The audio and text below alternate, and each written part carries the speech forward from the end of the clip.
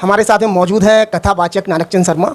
शर्मा जी, जानना चाहूँगा रामलीला मंच के पीछे जो जगह है उसकी नाप होनी थी 27 तारीख को, 27 जून को। उसका जो सेना की तरफ से जो पत्र आया था उसमें एक नाम आपका भी था, नानकचंद शर्मा। वहाँ मौजूद रहें, मौके पर आप नहीं पहुँचते हैं और शिकायतें करते हैं।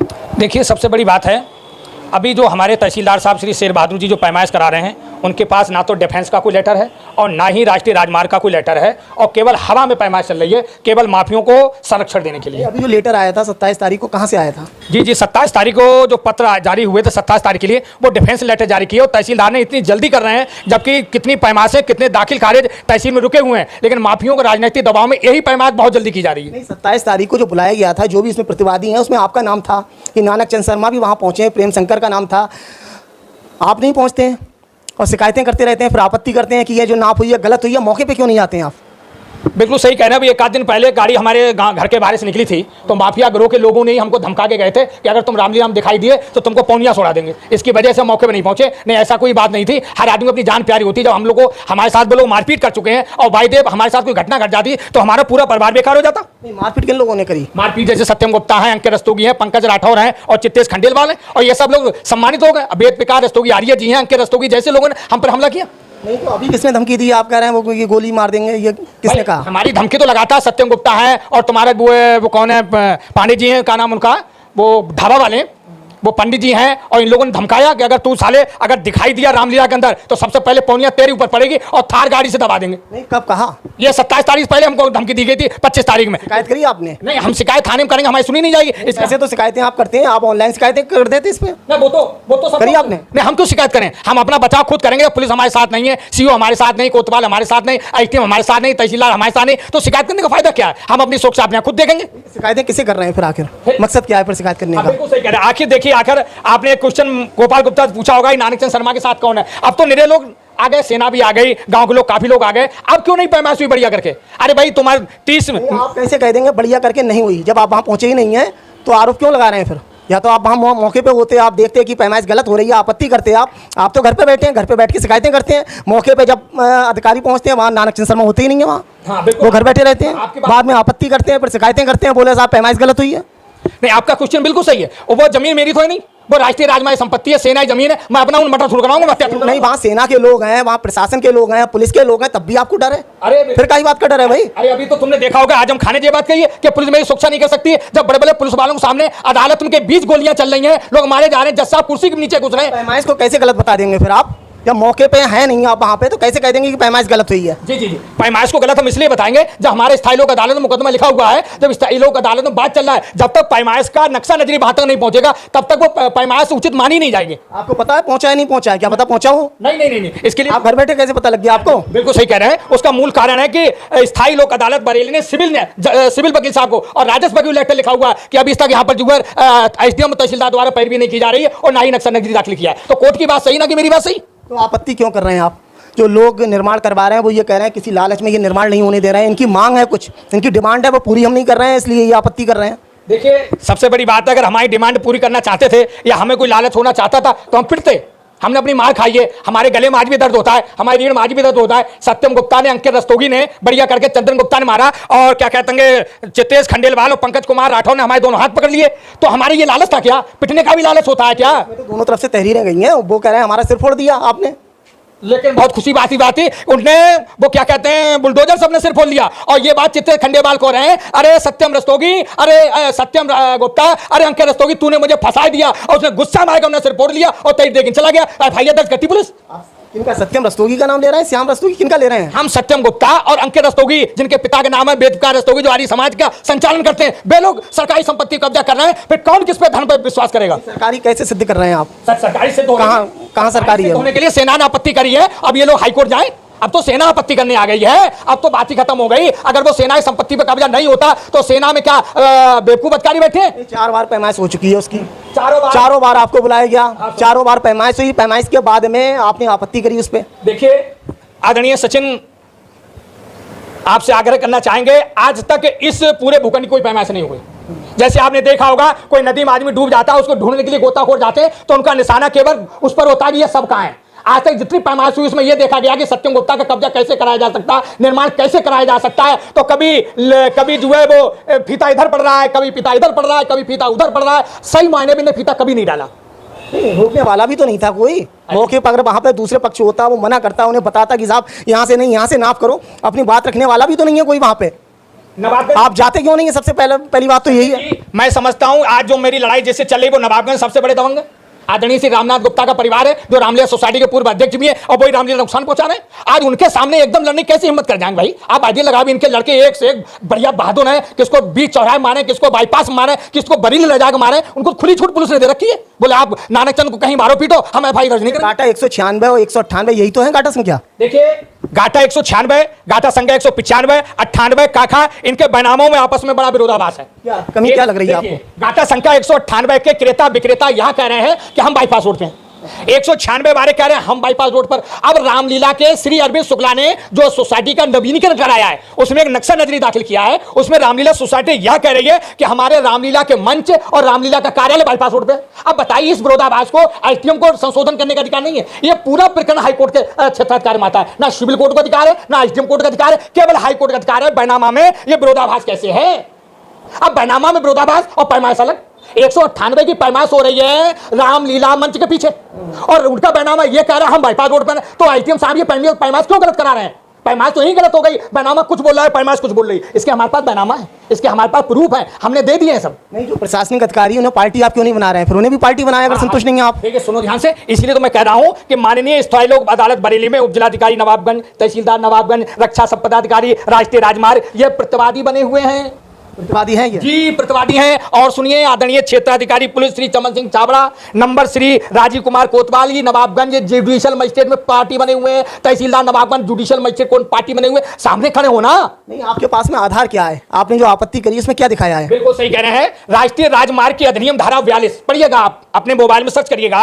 राष्ट्रीय राजमार्ग अधिनियम धारा 42 कहती है कि राष्ट्रीय राजमार्ग में कोई भी व्यक्ति छेड़खानी कर रहा है या अवैध निर्माण कर रहा है तो किसी भी व्यक्ति को शिकायत करने का अधिकार है। यह जरूरी नहीं है वो कोई पदाधिकारी हो या कोई लेखपाल हो या प्रधान हो। नहीं, क्या कमी लग रही है आपको? जी जी, राष्ट्रीय राजमार्ग संपत्ति सबसे पहले तो सारी जनता की है, उसमें हर एक व्यक्ति अधिकार है। आज राष्ट्रीय राजमार्ग को बिना नोटिस दिए, राष्ट्रीय रक्षा संपदा अधिकारी बिना नोटिस दिए पैमाइश कर दी, दाखिल खारिज कर दिया, आबादी घोषित कर दी। जबकि राजस्व संहिता स्पष्ट कहती है कि दाखिल खारिज आबादी घोषित जब होगी जब सह खातेदार नोटिस कर दिया जाए। सह खातेदार में है रक्षा संपदा और राष्ट्रीय राजमार्ग, इनको बिना सुने दाखिल खारिज कर दिया, इनको बिना सुने आबादी घोषित कर दी। मैं तो यह कहना चाहूंगा स्थानीय प्रशासन ने माफियों से मोटी रकम लेकर राष्ट्रीय राजमार्ग, रक्षा संपदा संपत्ति और इसके बाद रामलीला के आयोजन को बहुत बड़ा करारा झटका दे रहे हैं। 198 नंबर है, उसके हाईवे के बीच में जो दूरी है कितनी है?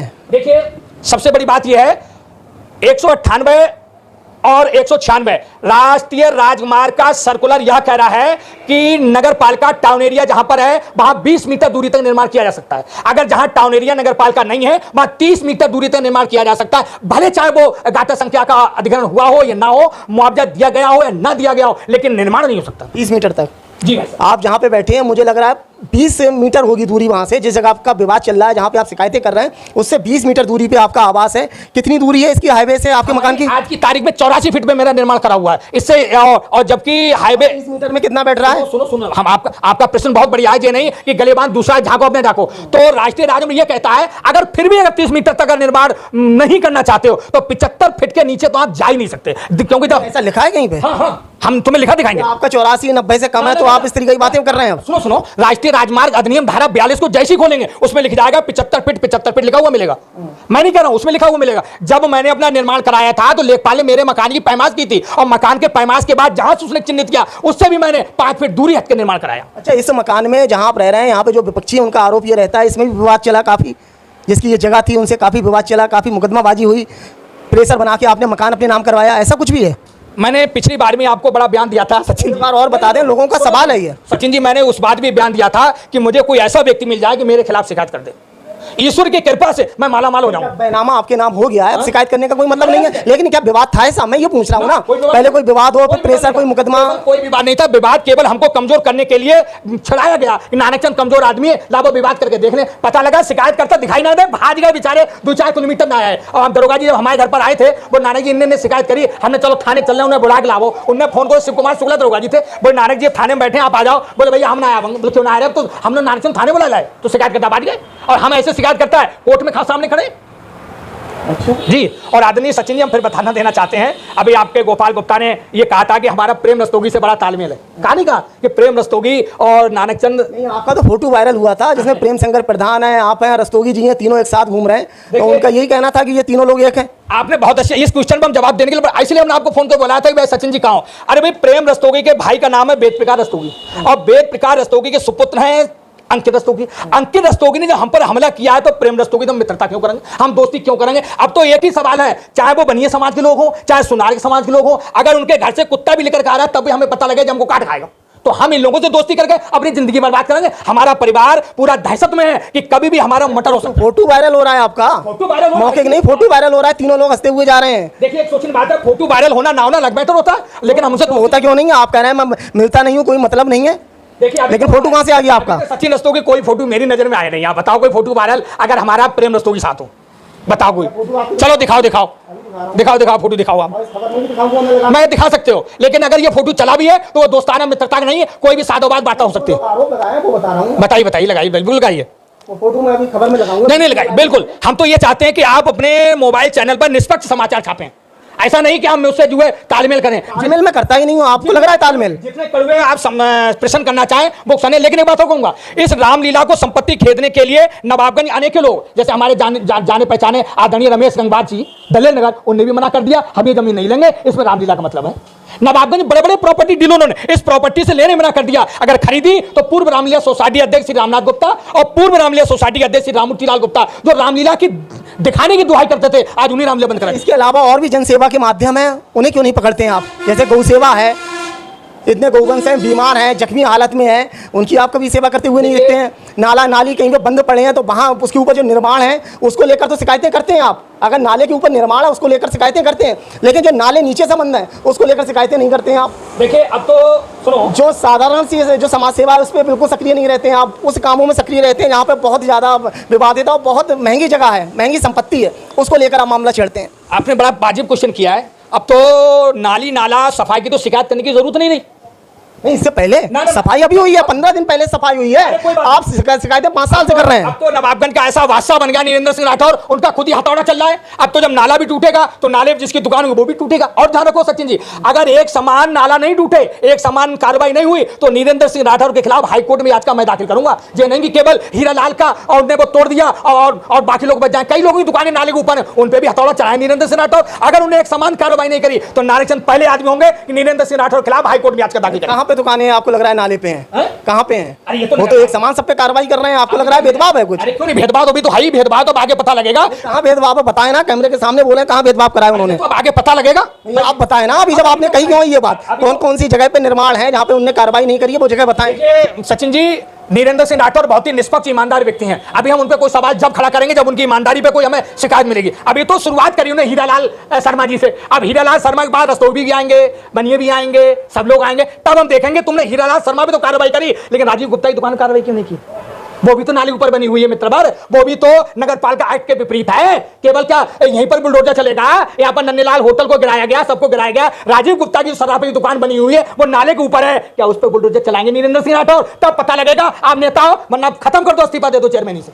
तालाब पे भी काफी कब्जे हैं। ये खुला खेल है, हमने तो अपनी मौत को दावत दे दी, कर चले हम फिदा जाने तन साथियों, अब तुम्हारे हवाले वतन साथियों। सरफरोशी की तमन्ना हमारे दिल में है, देखना है जोर कितना बाजू और कातिल में है। ये मुद्दे कब उठाएंगे, कब से शुरू करेंगे आप? अभी देखना है, 15-20 दिन बाद देखते हैं कि हीरालाल शर्मा के अलावा और लोग थाने जा रहे हैं क्या? केवल मेरी बिरादरी के व्यक्ति को शिकार बना रहे हैं नीरेंद्र सिंह राठौर। आपने बिरादरी बात छेड़ दिया नहीं है। छेड़ेंगे बात। तमाम बिरादरी के लोग हैं जो उनके साथ में उनका समर्थन कर रहे हैं, वो इतनी सफाई व्यवस्था जो नवाबगंज जो अभियान चलाया है, सब तारीफें कर रहे हैं, आप बुराई कर रहे हैं उनकी। अभी तो शुरुआत है। अरे सुनो, सफाई व्यवस्था की वास्तव में नीरेंद्र सिंह राठौर अभियान करना चाहते थे तो लाल मार्केट के पीछे जो नाला है उस पर बुलडोजर चलवाओ, वो भी तो नाला नगर पालिका का है, उस पे तुमने क्यों नहीं सफाई करवाई? आपने बिजौरिया रोड पे क्यों ले गए? वे लोग अशिक्षित थे, पढ़े लिखे नहीं थे, थाने में बंद करा दिए। अमर सिंह ने आके हटा दिया और सुरेश पाल ने हटा दिया। यूं अरे तुम में अगर दम है तो बोल कहो, जहां पर देवीदास मिठाई दुकान है, जहां पर इनका जो है अखिलेश महाराज की दुकान खुली हुई है, वो नाला साफ कराओ मित्रवर। वो नाला जैसे ही बाईपास तक साफ कराओगे, इन्हीं को अपना निर्माण, अपना बुलडोजर रोकना पड़ेगा। इनको अपनी ताकत पता लग जाएगी कि वास्तव में नगर पालिका का मैं निष्पक्ष अध्यक्ष हूं कि खाली खटखट अध्यक्ष। क्या आपको लग रहा है क्या दिक्कत आ सकती है उसमें? उसमें उनको उनमें इतनी दिक्कत आ जाएगी कि उनके अपने ही लोग हैं, उसमें जो कब्जा करे बैठे हैं उनके अपने लोग हैं, कोई गैर नहीं है। और अपनों पे कभी बुलडोजर चलाया जाता है? अपनों को लाडू बर्फी मीठा खिलाया जाता है। जो कोई साइकिल चोरी कर लेता है थाने में वो पटा खाता है, और जो पूरा ट्रक चुरा दे उसे लड्डू खाने को मिलते हैं। उसी लाइन की बात कर रहे हैं आप। उसी लाइन में बता दूं, आज से 15 साल पहले उनके बड़े भाई रविंदर सिंह राठौर जी ने एक सहानुभूति के तौर पे आपको एक दुकान दिलवाने में प्रयास किया था। जानकारी में है आपके, जहां से आपकी शुरुआत हुई है? बार बार इस क्वेश्चन को दुकान दुकान दुकान दुकान दुकान लिए घूमते हो और बार बार क्वेश्चन करते हो कि दुकान दुकान दुकान। यानी किसी गरीब व्यक्ति को अगर कोई सहायता कर दे उसका प्रचार करते हो। हम आज तो पूछना चाहते हैं, आदरणीय रविंदर सिंह राठौर ने कब्जे क्या कर दी जो आप शिकायतें करने लगे बाद में? रविंदर सिंह राठौर कभी शिकायत नहीं करी। वो एक बहुत अच्छे नेता है और मैं उनका नमन करता हूँ, प्रणाम करता हूँ, और नरेंद्र सिंह राठौर को प्रणाम करता हूँ और उनकी ऐसी कार्रवाई का मैं स्वागत करता हूँ। चाहता तो हीरालाल शर्मा की पैरवी करता, लेकिन नहीं मैंने पैरवी की, क्योंकि वो उन्होंने सही हथौड़ा चलाया। लेकिन उस दिन मुझे अच्छा लगेगा जिस दिन हथौड़ा नगर पालिका लाल मार्केट के पीछे वाले नाले से लेकर और इधर आ जाओ जहां पर खाद भंडार है गुप्ता जी, जब वहां पर हथौड़ा चलेगा और जब राजीव गुप्ता की दुकान टूटेगी और वो नाला खाली होगा। 6 फीट के स्लैब भी पड़े हैं लोगों के अरे बाजार में, और वो मेन वाली जो रास्ता है वो जानकारी नहीं है आपके? सब इनके लोग हैं, गैर थोड़ू है। मुझे तो अपनों ने मारा, गैरों में दमकाता, किस्ती मेरी बाहर डूबी जब पानी कम था। जैसे ही बीजेपी के लोगों को पता लगेगा कि नरेंद्र सिंह राठौर हमारे स्लैब तोड़वा रहे हैं, तभी इनका काफिला रुक जाएगा और अखबार में निकल जाएगा। अब वो मैं नहीं समझता हूँ सफाई पाई की जरूरत है। यही बयान नरेंद्र जी का होगा कि काफी सफाई पाई हो गई है, अब जरूरत नहीं है, क्योंकि जब अपनों पर टूटेगा तब जरूरत खत्म हो जाएगी। नहीं, आपको ऐसे क्यों कह रहे हैं? आप उनका मनोबल डाउन कर रहे हैं। आप वो तो एक अच्छा प्रयास कर रहे हैं, क्या पता ये सारे कार्य करें, आप पहले ही से उन्हें हताश करना चाह रहे हैं?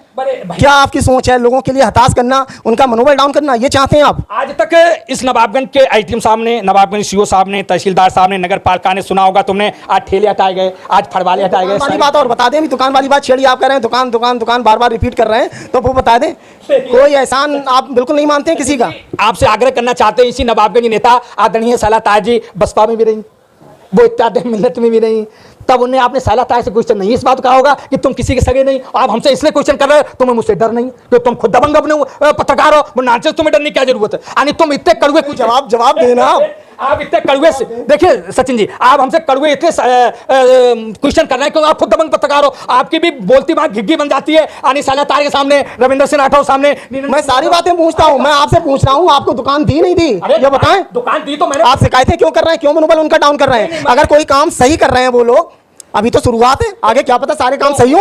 आप पहले से मनोबल डाउन करने लगे, आप चेतावनी देने लगे उन्हें। देखिए आपकी सोच क्या है? लोगों को हताश करना, उन्हें खत्म करना, यही प्रयास है आपके? मैंने सही कार्य के लिए आदरणीय नरेंद्र सिंह राठौर के लिए सहयोग पहले दे दिया, लेकिन एक समान कार्य में धमकी दे रहे हैं आप? साथ में धमकी दे रहे हैं? वो साला तार के खिलाफ याचिका दाखिल कर सकते हैं, अगर वो तार के साथ याचिका दाखिल कर सकते हैं। अगर नरेंद्र सिंह राठौर अगर अतिक्रमण एक समान नहीं हटाएंगे तो नानकचंद शर्मा, श्री रामचंद्र मान्य सेवा समिति, नगर पालिका अध्यक्ष यू को पार्टी बनाते हुए 226 के अंतर्गत हाईकोर्ट याचिका दाखिल करेगा, क्योंकि आपने एक समान नहीं अपनों को बचाया और दूसरों पर हथौड़ा चलाया।